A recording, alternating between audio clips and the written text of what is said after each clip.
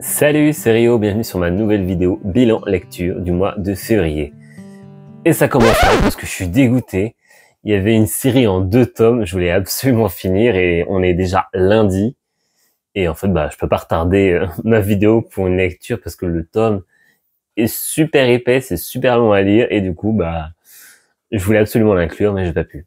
Mais c'est pas grave, en tout cas dans ce bilan lecture, il y a 20 mangas que j'ai lus, 20 tomes. Et comme d'habitude, je vous ai mis ici, ou plutôt par là, les différentes catégories en fait de mangas et le nombre de ce que j'ai lu. Dans cette vidéo, j'avoue que j'ai dévoré une série en 3 tomes. Elle était vraiment extraordinaire, mais par contre, elle est vraiment pas pour tout public. C'est fou, franchement, ce manga est fou, la thématique est folle et ça va très très loin, c'est très très trash. Et en plus, c'est psychologiquement dur à suivre. Et puis j'ai aussi une petite déception, parce qu'il y a un manga que tout le monde parle, ça cartonne au Japon.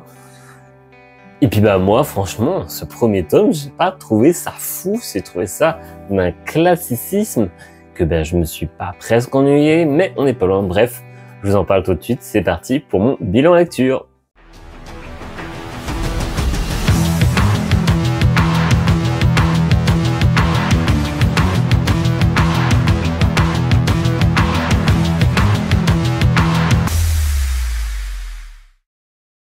Et on commence ce bilan lecture avec Remember Me, la magie de l'amour. Ah ouais, je voulais commencer avec ce tome-là parce que j'ai beaucoup aimé ce manga. J'ai trouvé en fait que l'univers qu'on avait dans ce manga, ça me faisait un peu penser à un espèce de mix d'ambiance entre Harry Potter, surtout pour le côté château, la façon dont les élèves récupèrent leurs baguettes. C'est tout un univers en fait qui me fait penser à ça. Mais d'un côté, ça m'a fait aussi penser un peu à du Ghibli. Tout simplement parce qu'il y avait un monstre, en l'occurrence, qui fait très japonais, qui me fait aussi très penser en fait au Noiraude dans Totoro. Bref, donc déjà, ce mix Harry Potter, Ghibli, c'est plutôt des bonnes références, on va pas se le cacher. En plus de ça, forcément, il y a une histoire d'amour, puisque dans ce manga, on va suivre Oriana et Vincent, qui sont 2 étudiants dans une académie de magie, bientôt diplômés, mais malheureusement, tous les 2 assassinés. Oriana va retrouver son petit copain allongé sur un fauteuil alors qu'il devait l'attendre, mais il est sans vie et après l'avoir embrassé, elle va elle aussi mourir. Elle va se réveiller dans son corps et dans sa chambre à l'âge de 3 ans. Sauf que voilà, tout ce qu'elle a vécu en fait n'est pas encore arrivé, mais elle a toujours en fait ses souvenirs d'avant. Donc elle va se retrouver à nouveau à l'académie en espérant qu'en fait que Vincent ait lui aussi ses souvenirs, sauf que ce n'est pas le cas. Donc elle va devoir retomber amoureuse de lui, c'est surtout lui qui va devoir retomber amoureux d'elle et ça a l'air pas gagné du tout. Bien sûr, c'est aussi l'enquête de savoir pourquoi ils ont été assassinés et par qui. Donc voilà, ce premier tome, franchement, j'ai beaucoup aimé. Je trouve que ça me rappelle en fait cette ambiance des dessins animés des années 90, Princesse Sarah, Tom Sawyer, Huckleberry Finn, tout simplement parce qu'en fait, on a des personnages qui ont des noms, c'est bête, mais ils ont des noms plus occidentaux. Et du coup, moi, je trouve que toute cette ambiance, en plus mélangée à une ambiance magique qui me fait penser à Harry Potter, ça me fait penser à ces animés de cette époque-là. Au niveau de l'histoire, je trouve que c'est plutôt un bon mélange sur le retour dans le passé, pourquoi ils ont été assassinés, et aussi, va-t-elle réussir à retomber amoureux? Et je trouve qu'il y a un très bon équilibre, en tout cas, dans ce premier tome. Je trouve que c'est excellent de ce point de vue-là. L'histoire se déroule de manière très fluide. Bref, je me suis pas ennuyé une seule seconde. Au niveau des personnages, je trouve que Oriana est un personnage assez attachant, mais elle est aussi un peu attachante. En fait, ce que je vais lui reprocher, c'est que voilà, elle se rend compte que son copain n'a pas du tout récupéré ses souvenirs. Et elle, en fait, elle est vraiment pas très délicate. Elle va foncer sur lui plusieurs fois, l'enlacer, lui dire des petits mots doux. Alors, je sais bien que c'est dans le but de lui faire retrouver la mémoire, mais bon, quand on sait que tout autour d'elle, personne ne se souvient du passé, est-ce que c'est vraiment une bonne idée? Voilà, c'est le petit point négatif que je mettrais sur ce personnage, qui en fait peut-être un peu trop pour retrouver son âme sœur, et puis du coup, au final, ça a plutôt l'effet inverse. On poursuit avec Stardust Family, le tome 2. Donc Stardust Family, j'avais beaucoup aimé le premier tome, malgré que je pensais que ça allait être un peu un thriller, et en fait pas du tout, il y avait beaucoup de côté émotionnel, beaucoup de critiques de la société, bref, j'avais plutôt bien aimé. Et en fait, ce deuxième tome, eh ben, il m'a encore plus convaincu. J'avoue que le deuxième tome est parti vraiment plus loin que ce qui était prévu. Enfin, j'ai l'impression que, je sais pas, le premier tome était plutôt tranche de vie, et là, on part vraiment sur une résolution et des réponses à des questions qu'on pouvait se poser comme on ne pouvait pas se poser d'ailleurs. Moi, j'avais pas réfléchi à certaines choses. Et du coup, j'ai été plutôt surpris et c'est vraiment une très bonne chose. Je trouve que Stardust Family, ce manga en 2 tomes, est vraiment excellent. D'ailleurs, tellement excellent que la fin, elle aussi, est vraiment une fin très forte, très émotionnelle. Vraiment, j'aurais pu lâcher ma petite larme, mais ça n'a pas été le cas. Mais vraiment, c'était un très beau manga. Je trouve qu'une très bonne critique de la société. C'est à la fois doux, mais à la fois aussi une critique très incisive. Bref, j'ai passé vraiment un excellent moment sur Stardust Family. Je ne peux que vous conseiller un petit manga en 2 tomes, mais qui manquera pas de vous faire ressentir beaucoup d'émotions et surtout d'avoir une intrigue qui est vraiment très très bonne du début à la fin. On continue avec le tome 16 de Dandadan que j'ai lu bien sûr. Alors Dandadan, franchement par contre, ça se lit quand même vachement rapidement. Faut dire, il y a souvent beaucoup d'action aussi, hein, donc ça explique pourquoi. Donc ce tome 16, j'ai bien aimé, franchement c'est sans surprise. Dandadan, c'est le n'importe quoi et roi. Et j'avoue que ça commençait de façon un peu cool, enfin tranquille. Il y avait l'air d'avoir des histoires de gang. Et puis d'un coup, ça s'est transformé en quelque chose que j'ai beaucoup plus apprécié. Un petit côté Jumanji, un petit côté... alors je sais pas comment ça s'appelle en France, mais vous savez, ces émissions très japonaises où les gens doivent sauter d'un...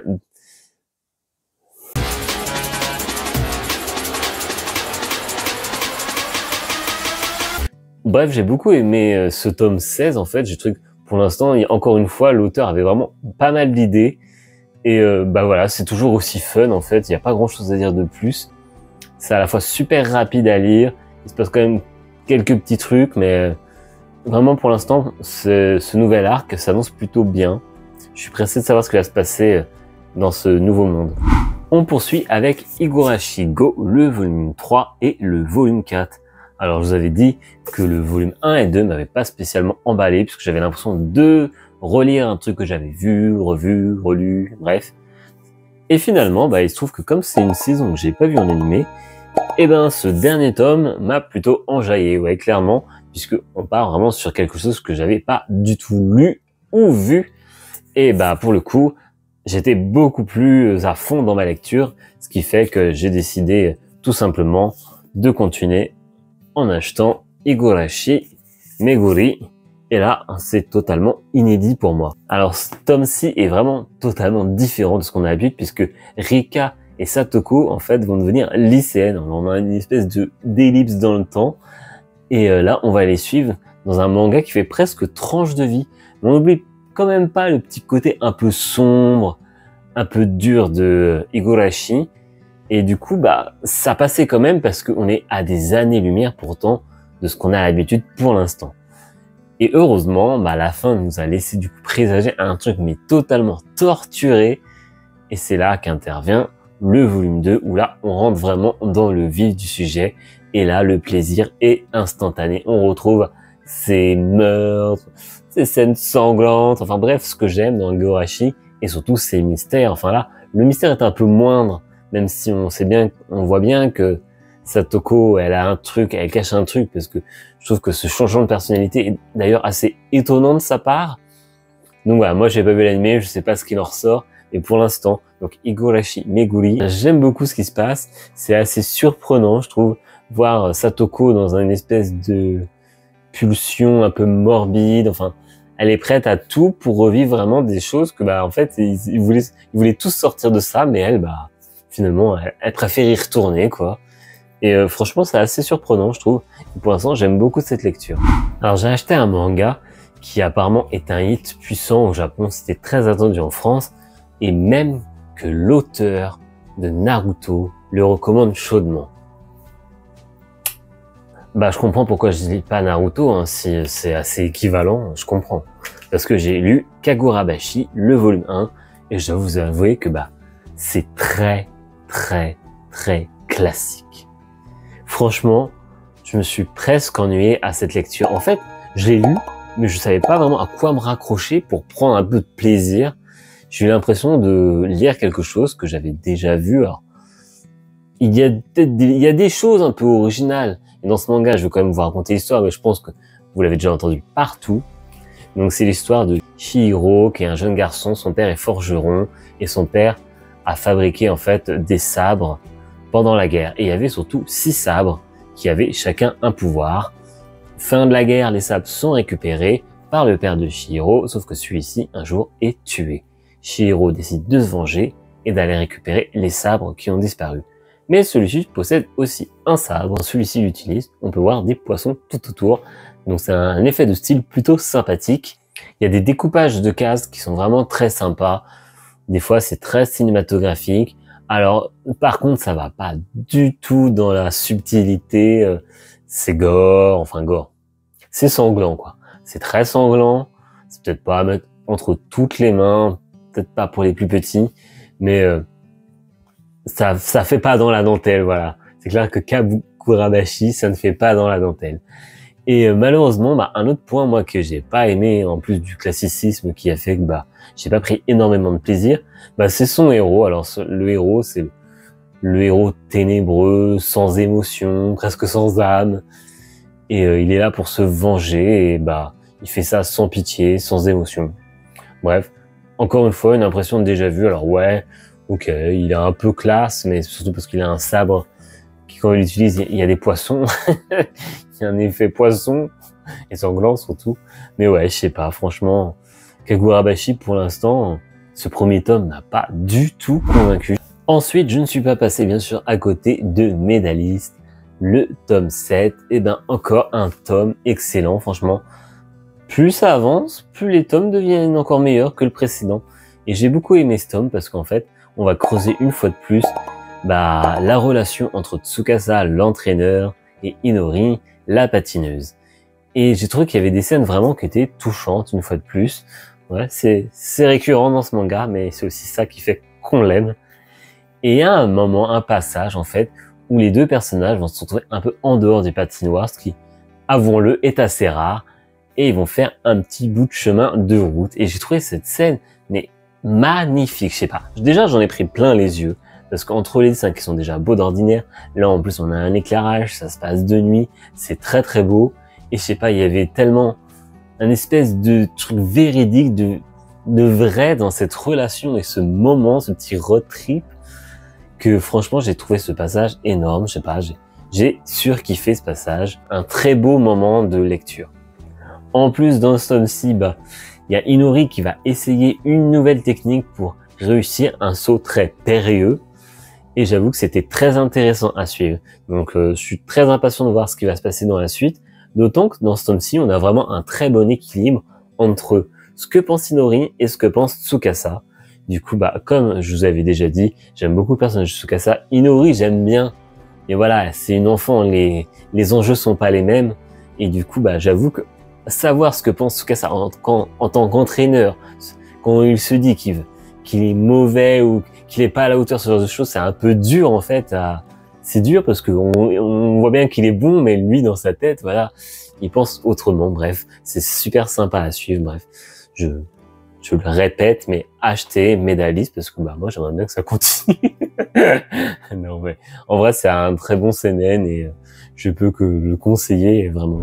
On continue avec un manga d'horreur, c'est Shibatarian. Alors Shibatarian, je sais que la dernière fois, pour l'achat manga, si vous regardez jusqu'au bout, si vous regardez entièrement, j'ai essayé de vous faire un petit screamer. Bon, ça faisait pas hyper peur non plus, soyons réalistes, bref, je me suis bien amusé. En tout cas, je me suis aussi bien amusé à lire ce tome-ci puisque je suis un fan d'horreur et que l'auteur l'est aussi. Et franchement, c'est génial. Ce manga est vraiment génial parce que je trouve qu'on a de l'horreur. Il réutilise des choses qu'on a déjà vues et lui, il arrive à en faire un truc original. Et en plus de ça, il y a beaucoup de fan service pour les fans de films.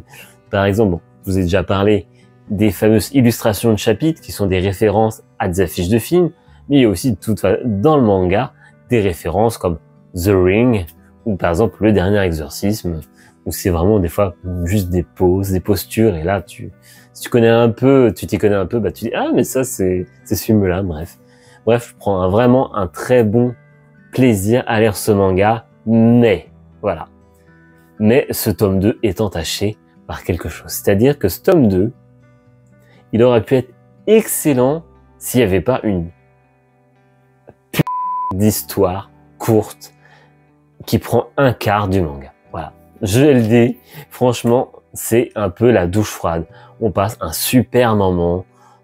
La lecture se fait très rapidement, très fluide. Et là, d'un coup, fin du tome, alors qu'il te reste encore tout ça à lire.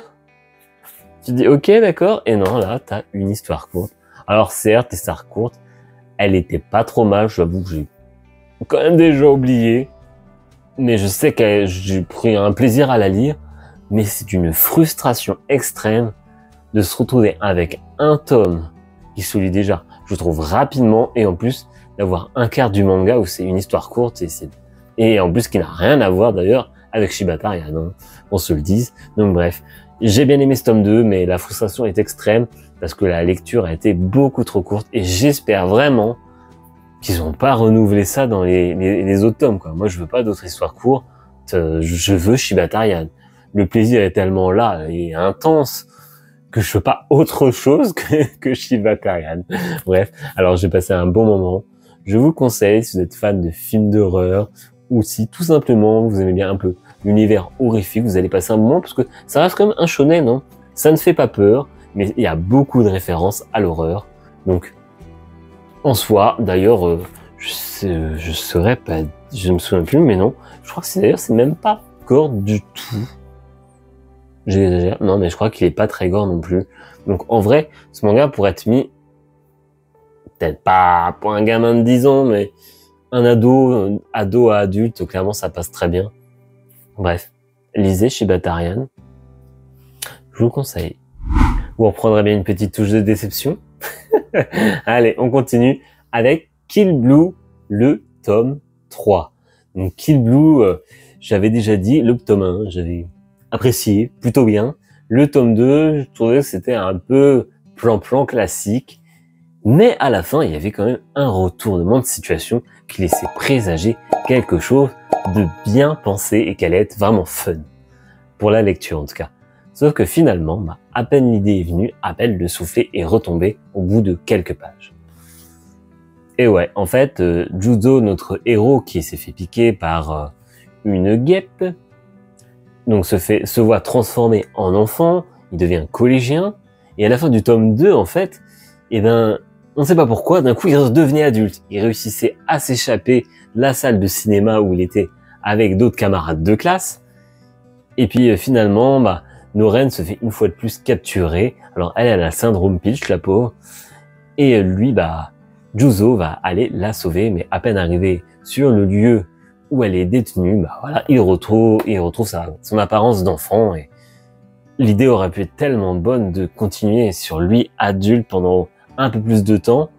Mais non. Tant pis, voilà. Alors après, dans ce tome, j'avoue, tout n'est pas acheté, clairement. Il y a des scènes d'action qui sont vraiment bien pensées.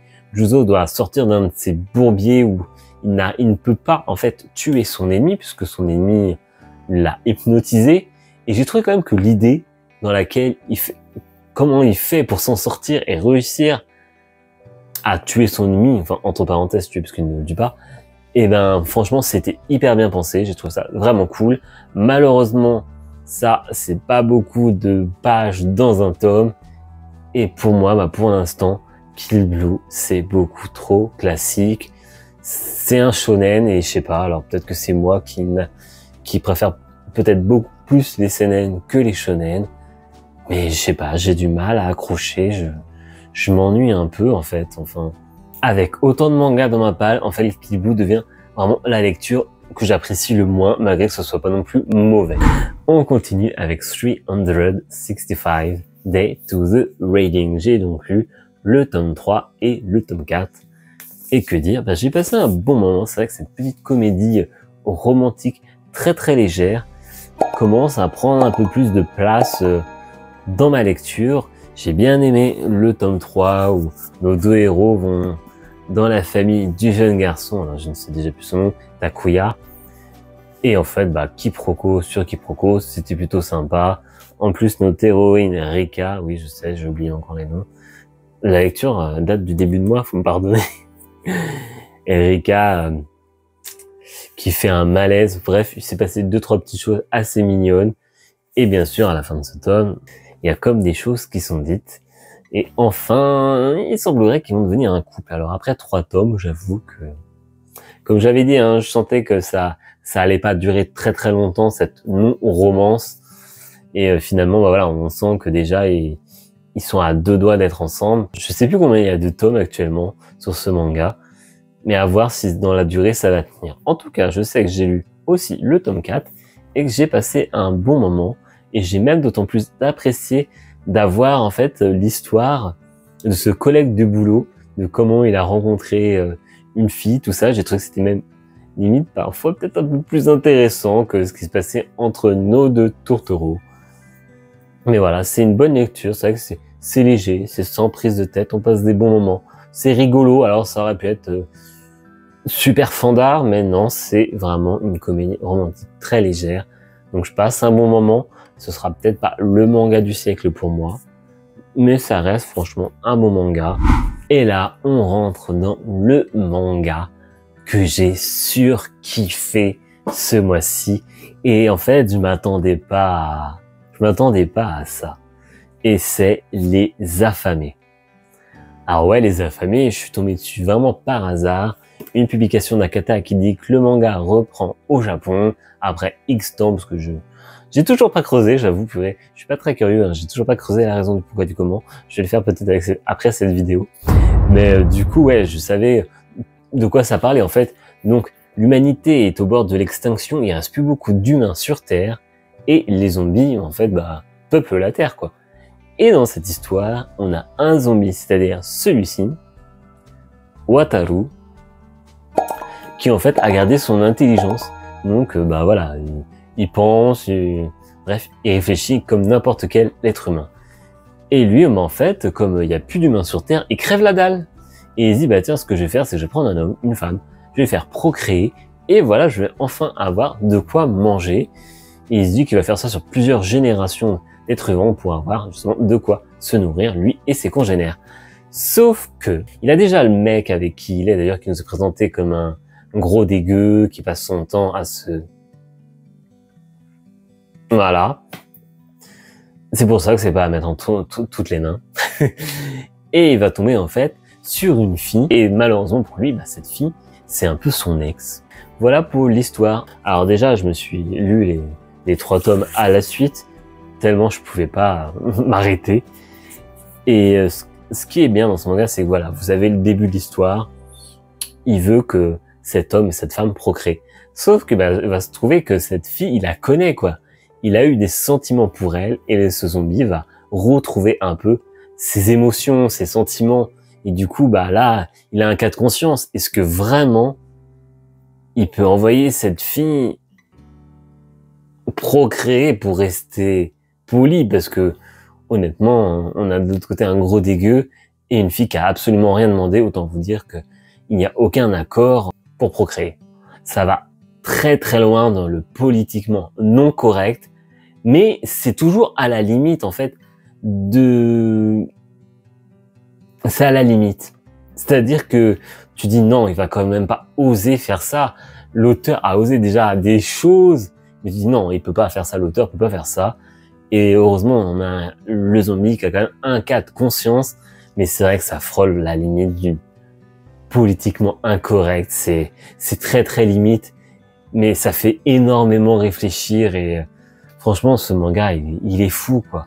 C'est du lourd, c'est du lourd. C'est trash, c'est dur psychologiquement parfois. Je sais pas. C'est un mélange de plein de choses. Moi, je l'ai dévoré.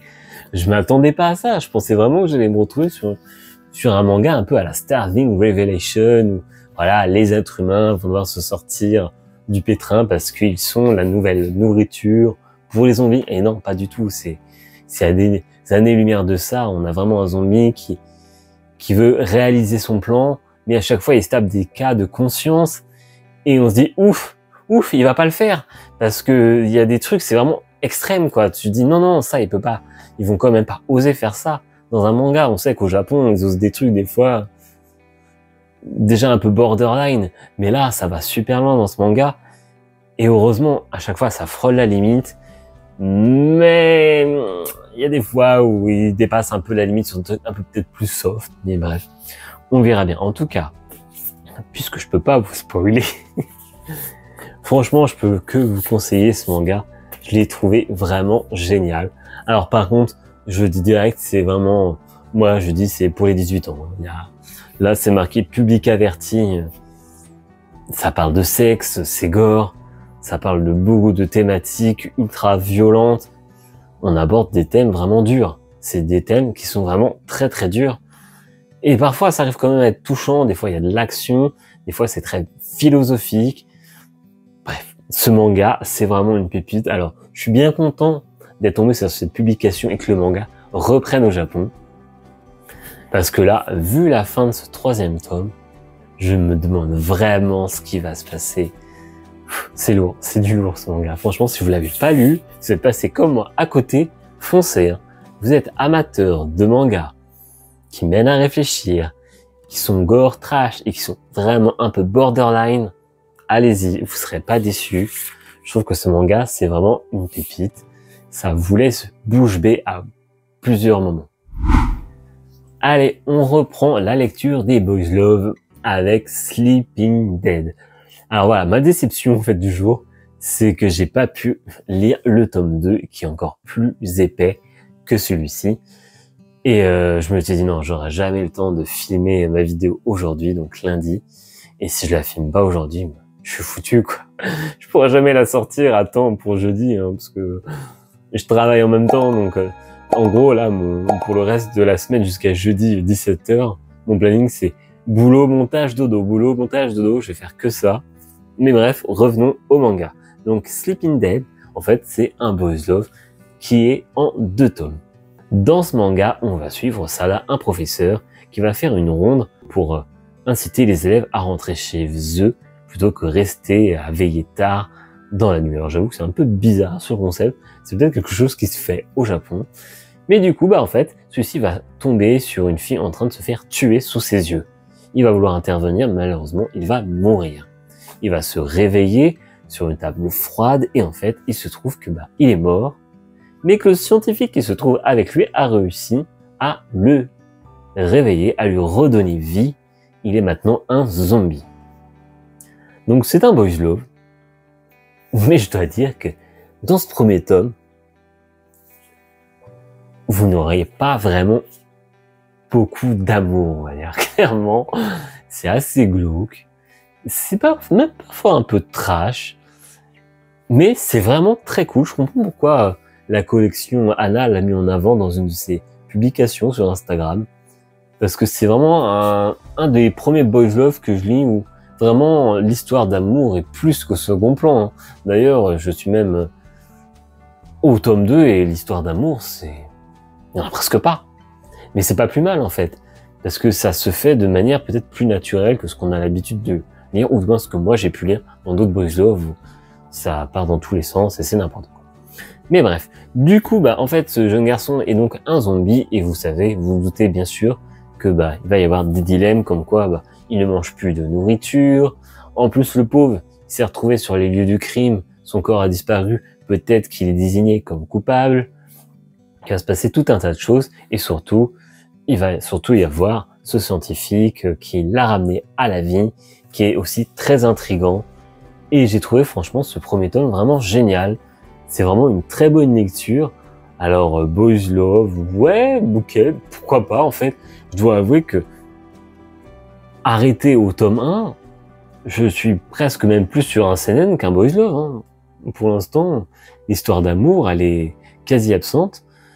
Et allergique au Boys Love, vous pouvez aisément commencer un Boys Love par celui-ci. En plus, je l'avais dit, j'avais feuilleté ce 1er tome, juste comme ça, il n'y a pas de scène érotique. Donc pour ceux qui sont allergiques à ça, surtout quand il n'y a pas de raison valable, c'est plutôt une bonne nouvelle. Donc voilà, je peux pas trop vous en dire plus. Tout ce que je peux vous dire, c'est que j'ai beaucoup aimé ce manga. J'ai trouvé que c'était très bien écrit, très bien raconté. Les dessins sont vraiment très beaux. Moi, j'aime beaucoup ce genre de dessin. Bref, j'ai passé un très bon moment sur cette lecture. J'ai trouvé l'histoire très intrigante. Et franchement, le tome 2 est tout aussi bien. Malheureusement, je l'ai pas fini, donc je ne donnerai pas mon avis tout de suite. On continue avec Smoking Behind the Supermarket with You. Donc le tome 2. Et ben dans ce tome 2, on reprend exactement la même formule que le premier tome, c'est-à-dire ce personnage qui va se retrouver derrière le supermarché pour fumer une clope avec cette fille, sa fameuse caissière qui lui donne le sourire à joie de vivre à chaque fois. Et ben j'ai bien aimé ce tome 2. En fait, c'est très sympa, on passe un bon moment, mais c'est pas non plus le manga du siècle en fait. Ah ouais, je suis peut-être dur, mais je sais plus le bandeau qui avait disait ouais, nombre de mangas vendus du magazine Square Enix. Bah j'aime bien, mais pour moi c'est pas non plus foufou quoi. Alors on passe un bon moment, je trouve que cette petite romance entre ces deux personnages, c'est pareil, c'est un peu comme Sleeping Dead en fait. Ça va très doucement, c'est pas au bout de 2 tomes ou 2-3 pages, ça y est, c'est l'amour fou, non, c'est vraiment une relation qui prend le temps, et par contre, j'aime beaucoup ce côté-là, quoi. Ce côté, ça prend le temps de se faire. En plus, on a vraiment pour le coup des personnages qui restent quand même super attachants. J'aime beaucoup Tayama, je la trouve vraiment très cool. J'aime bien aussi d'ailleurs qu'elle prenne un peu le lead sur cette pseudo-couple. Et ouais, en fait, on passe un bon moment. C'est genre un peu de manga, un peu comme Shibima Loko-chan, quoi. Je voudrais pas avoir à avaler tous les tomes d'un coup comme ça à la suite. Je trouve que ça perdrait son charme. Là, pour l'instant, un tome de temps en temps, c'est très bien, c'est suffisant. Ça parle de la vie de tous les jours, quoi. C'est très tranche de vie. On passe un bon moment. Après, pour moi, ce sera jamais le manga du siècle, parce que c'est pas la typologie de manga que je kiffe par-dessus tout, mais ça reste un bon manga. Et là, on va retourner sur quelque chose d'un peu plus trash, avec Starving Revelation, le tome 2. Alors, j'attendais beaucoup ce second tome, et je dois dire que j'étais peut-être un peu plus déçu par rapport à ce qu'avait fait le premier tome. Avait vraiment fait une énorme, forte impression. J'avais vraiment beaucoup aimé. Là, du coup, bah, ça va être un tome un peu plus action. Et on va découvrir aussi que certains personnages ont des pouvoirs. Et j'avoue que je m'attendais pas spécialement à ça. Et c'est toujours mon côté un peu un peu vieux jeu, mais moi j'aime bien le côté survie. En fait, j'aime bien les êtres humains quand ils sont livrés à eux-mêmes et qu'on sent toute la fragilité de l'être humain. Du coup, dès que les personnages ont un peu des pouvoirs, alors que je m'attendais pas spécialement à ça, des fois ça me fait un peu perdre le fil du truc, parce que bah du coup ils me paraissent beaucoup plus forts et bah j'ai moins peur pour eux en fait, j'ai moins peur de ce qui peut leur arriver. Ça n'empêche que j'ai quand même passé un bon moment sur Starving Revelation 2, donc un manga pour le coup, ce tome 2 plein d'action. On a une fin d'ailleurs qui laisse présager quelque chose de bien horrible pour la suite. Certes, il m'a moins convaincu que le premier, parce que j'avais trouvé que le premier était très intelligent, qui nous montrait vraiment la facette de l'être humain, alors que là, on est beaucoup plus sur un côté action. Et on finit ce bilan lecture avec Immortalité et Châtiment, le volume 3. Donc encore une fois, un manga pour public averti, à ne pas mettre entre toutes les mains. Et ben ce volume 3 ne m'a pas déçu, hein. Bien au contraire, j'ai beaucoup apprécié.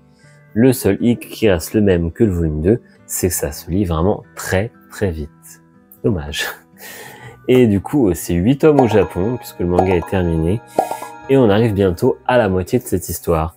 Et bah ce manga, je sais pas, j'ai pas grand chose à dire dessus. J'ai pris encore une fois un plaisir fou. Je trouve que le mangaka a très bien travaillé son scénario. C'est fait de petites choses. Il exploite en fait beaucoup son environnement. Et bah il y a vraiment un bon suspense. Et on rigole bien parfois. J'avoue que quand nos héros cherchent avec quoi ils pourraient se défendre, alors qu'ils sont dans des chambres de Love Hotel, je vous laisse imaginer quels objets ils ont à disposition. C'est aussi toujours très gore, c'est aussi toujours très fun, c'est toujours très cinématographique dans le découpage des cases. Alors par contre, je dois avouer qu'il y a des planches, elles sont vraiment folles, quoi. Il y a plusieurs fois où le mangaka nous fait des doubles pages avec des environnements envahis par les zombies. Et c'est franchement à couper le souffle. Ça fourmille de détails. C'est vraiment très très cool. Donc ouais, Immortalité et Châtiment, ça me déçoit pas. Bien au contraire, je pense que par rapport à toutes les œuvres qu'il a fait jusqu'à là, c'est, je pense, ma préférée parce que c'est peut-être pour moi la plus travaillée. Et maintenant, c'est l'heure du top flop du mois. Et ben, dans mon top du mois, en 3e position, j'ai décidé de mettre, et ça m'a moi-même étonné, Sleeping Dead. Franchement, Sleeping Dead, j'ai trouvé que la thématique était très intéressante. Le côté glauque, forcément, c'est quelque chose que j'aime bien. Donc, je le mets du coup en 3e position pour un manga qui m'a surpris. En effet, ce manga est vraiment très bon. C'est vraiment magnifiquement écrit. C'est très intelligent. C'est ouais. Des fois, il se passe pas grand-chose dans ce manga, et pourtant toutes les paroles, les dialogues qu'il y a entre les deux personnages, il y a rien qu'à acheter. Bref. Ensuite, 2e position de ce top, et ben j'ai mis Remember Me, la magie de l'amour, parce que j'ai vraiment trouvé que l'ambiance de ce manga à la lecture était vraiment très très belle, envoûtante.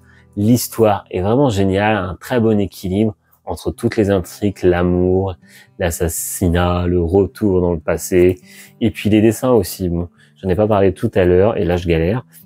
Mais les dessins, ouais, franchement, les dessins, je les trouve très très beaux. J'aime beaucoup ces dessins.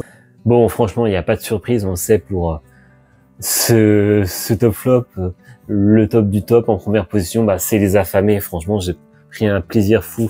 Celui-ci, je l'ai dévoré, et ces deux-là, je les ai lus à la suite. Après être rentré du travail un soir, je les ai clairement dévorés. Donc, Affamés, j'en dis pas plus. Et pour le flop du mois, bah, le flop du mois en 2e position, parce que c'est un flop en 2 positions, et ben, il y a Kill Bill, le volume 3. J'ai passé un moyen moment, c'était pas foufou. Il y a de bonnes idées qui sont très mal exploitées. On aurait pu passer un très bon moment, mais non, c'est trop classique. Je m'ennuie.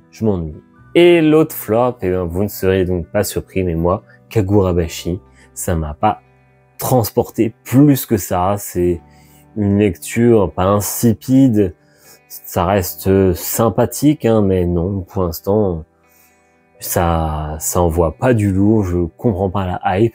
Peut-être que j'accrocherai plus sur le tome 2. Et ben, merci beaucoup si vous avez regardé cette vidéo jusqu'à la fin, parce qu'au moment où je tourne, je suis à 57 minutes.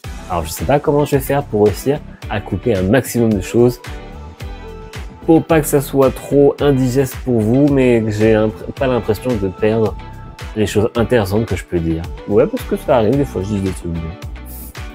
Donc voilà, on se retrouve prochainement, c'est-à-dire jeudi prochain à 17 h pour une nouvelle vidéo. Je ne sais pas encore ce sera quoi. Donc je vous dis à la prochaine, c'était Rio. Salut!